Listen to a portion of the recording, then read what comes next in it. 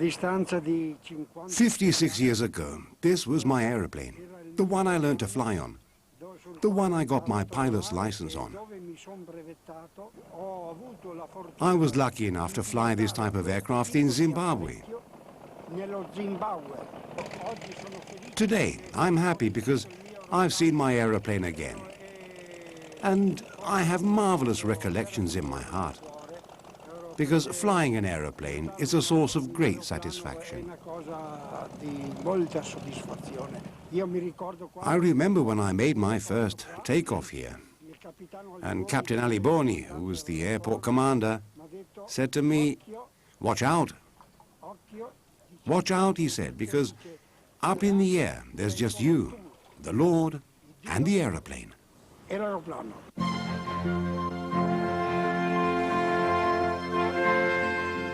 1991.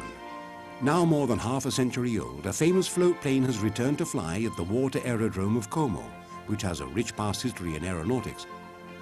It's the oldest original float plane in the world. It's the only pre-war aircraft flying in Italy, built in the period when aviation worldwide was at its peak, the 30s, when the aeroplane of the pioneering days was becoming a modern means of transport and an essential instrument of war. A 1931 advertisement said this about it: Caproni 100, the aircraft for the tourist and for the businessman. It costs 35,000 lira and consumes as much as a small car. It has dual controls. It lands on a 60-meter airstrip and takes off in 100 meters. It's easy and safe to handle. Parts can be replaced quite easily. It changes into a float plane. The interior arrangement is very comfortable. The wings fold. It can be housed in a garage and transported by rail. It can be fitted with various engines with pistons inline or radial.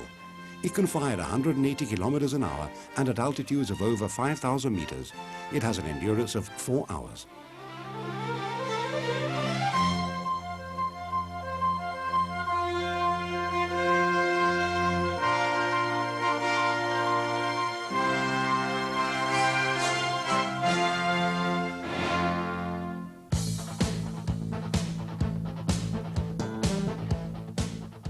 It set up records and achieved outstanding performances. It starred in countless sporting events.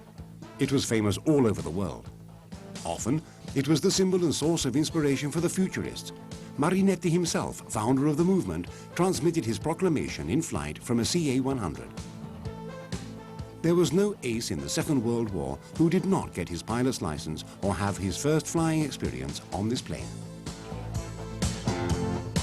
A very popular aircraft for flying schools, training and liaison, it was known by the nickname of Caproncino.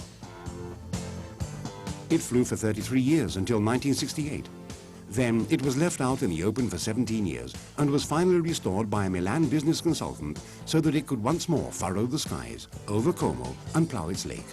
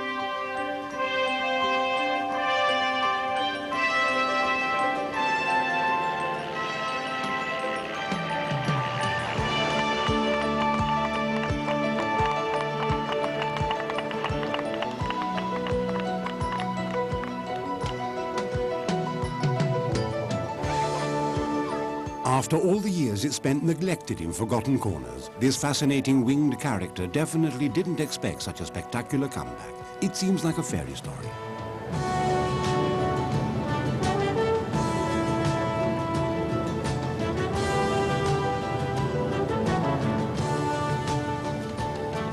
Like the film stars of the 30s, it was now resigned to spending the little time it still had, abandoned in a sort of dignified oblivion, engrossed in its memories.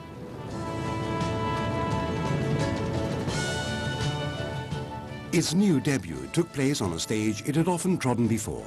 But as we know, for a finished actor, any public appearance is always the source of great emotion.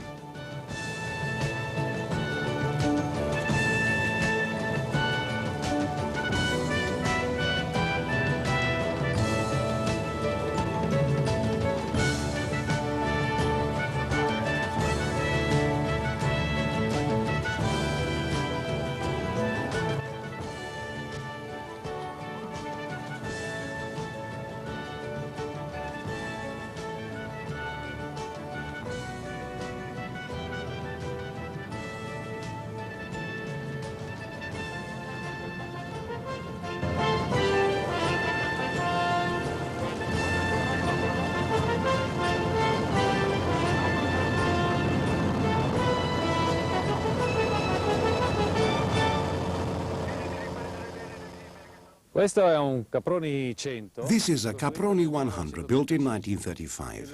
The design is late 20s. This aeroplane was extraordinarily successful, since more than 2,000 of them were made.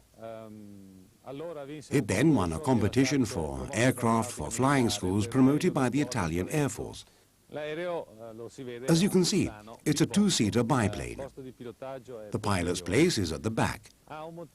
It has a 135 horsepower engine, a Colombo engine, 6 cylinders in line and 8,500 cc. It's very reliable, even though it does take a little time to start up. But then, once it's off, it's extremely reliable. This particular plane was built in 1935 as part of an Air Force order for Italy's Royal Air Force. That's why it's been restored to its original colors of the time, with the coats of arms and emblems that were used in those days.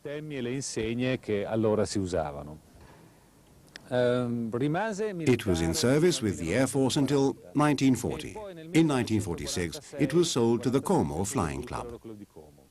When I was 17, I wanted to get my pilot's license. I joined the Como Flying Club and began my first flights in this very plane.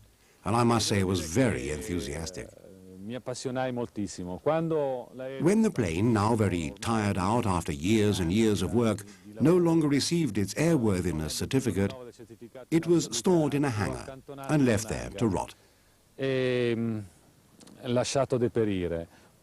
Then, a private citizen took it into a garden, and it was left to the ravages of time in the open air for many years after that.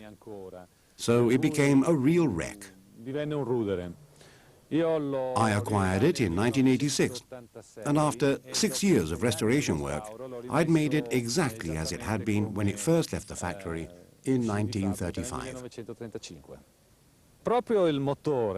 The engine was the greatest source of problems in restoration, because the work went on for 6 years and required more than 10,000 hours, which shows how complicated the job was. And it was made even more complicated by the fact that it wasn't very easy to find companies and mechanics who could do very much with an engine made in the 30s. About 30 years ago, I'd already flown this plane, but I couldn't remember its performances any longer.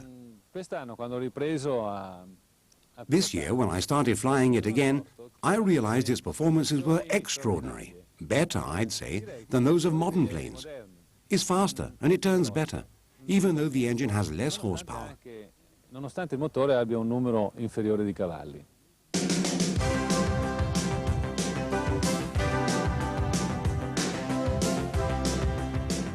It's as if it had never stopped flying. Old and weary, it just stopped for a while to catch its breath. And now, in its natural surroundings, air and water, it has resumed its intrepid adventure.